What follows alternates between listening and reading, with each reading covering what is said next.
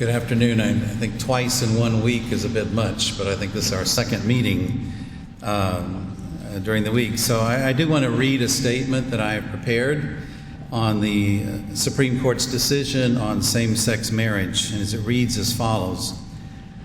Today, the Supreme Court of the United States of America sadly disregarded the natural moral law and the nature of marriage by enshrining in our nation's laws a redefinition of marriage to include also so-called same-sex marriage. Our Supreme Court has ignored the reality that marriage is a union of one man and one woman in a permanent, loving relationship. The profound wonder of this natural structure, husband and wife, is most especially seen in the sexual complementarity of husband and wife that, in its nature, brings forth new human life. This redefinition affects us, since marriage is the bedrock of the family, and the family in turn is the foundation of society. While marriage is indeed an intimate union between a man and a woman, it is a relationship that has profound public importance as well. For families come from the future members, from families come the future members of society. As St. John Paul II profoundly reminded us, as the family goes, so goes the nation, and so goes the whole world in which we live. Our concern about this decision by the Supreme Court is not based on prejudice or discrimination.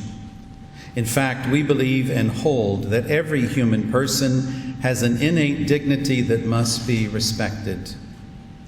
Motivated by a love for all and for our society, we affirm the truth that marriage is based on nature and cannot be redefined by politicians, legislatures, or even courts under pressure from changing societal attitudes or popular opinion polls. The role of legitimate authority instead is to recognize, strengthen, and most importantly, protect the reality about marriage. It will be necessary for us to pray more intensely for our country and its citizens. We in the Roman Catholic Diocese of Corpus Christi are committed to strengthen our pastoral care of marriage and family life while respecting the dignity of those with same-sex attraction.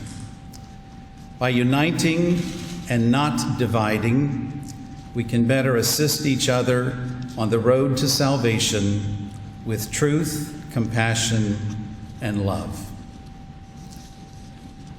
I would be open to taking a few questions for those who would like to ask a question. Yes? What direction are you going to provide for seeking to get married in the Catholic?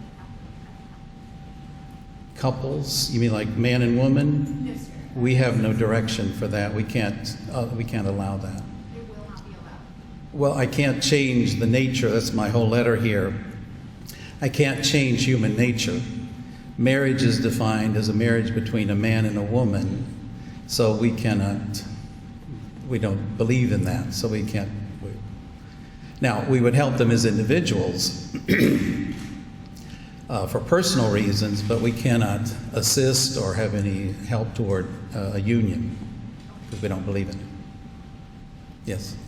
What, if anything, does this change within the Catholic Church as a result of today's rule? Nothing. I mean, it's just a very simple answer, nothing. Yeah.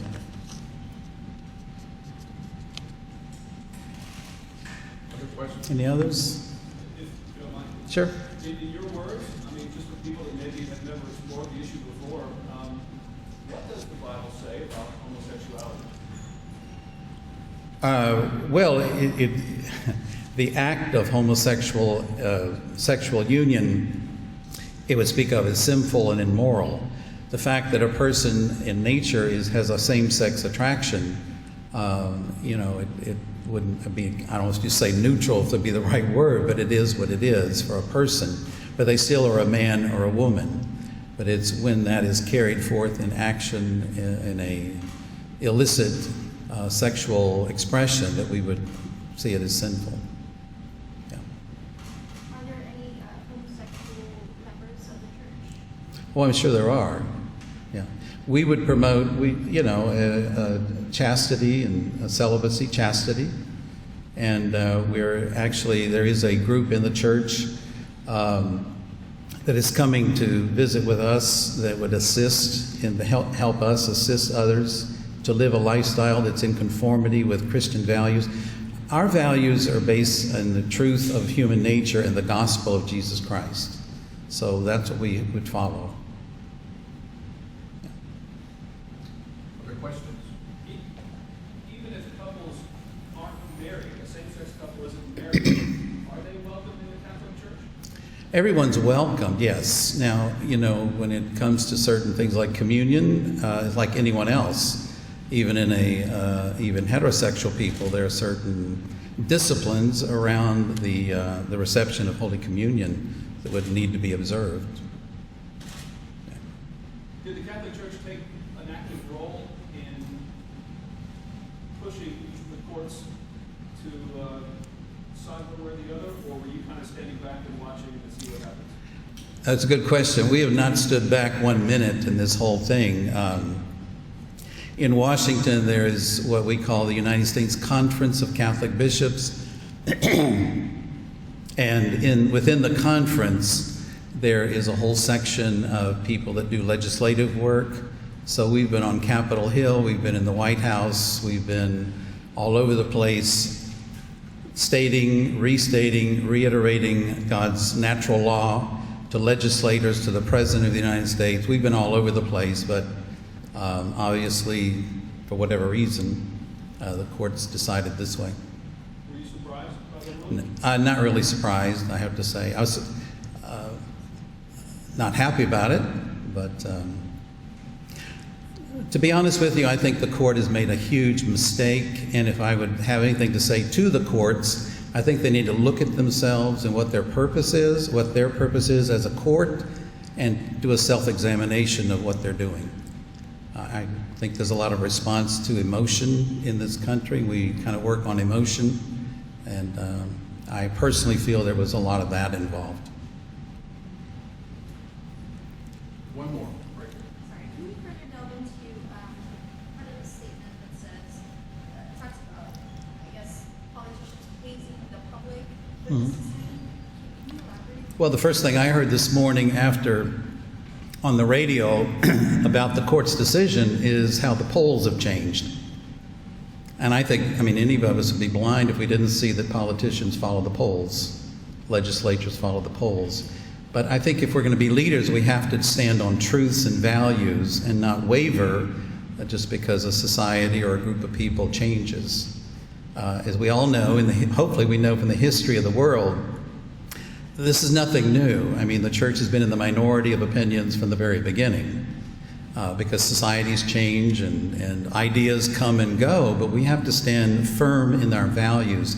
And that's what we're doing today, is standing firm in the value of marriage, that it is a union between a man and a woman as God naturally created us from the beginning. The book of Genesis starts that from the beginning God created them male and female, and to come together and to procreate, to have children. So that's the firm value, the first value that's, again, as I said, is the natural law. And we don't have the right to change that. The church has never changed it, can't change it. That's given to us by God. And so making decisions, whether in the public arena or in the church, we have to stand on firm truths and values as revealed to us. Well, I'd rather not speak of other churches. I don't really know. I have to be the bishop of the Catholic Church. That's enough for me. But I want to thank you all for coming. The media, I think, would like to ask some direct questions on a one-on-one basis. Well, thank you all very Yes, thank you for coming. We appreciate it very much. And, okay.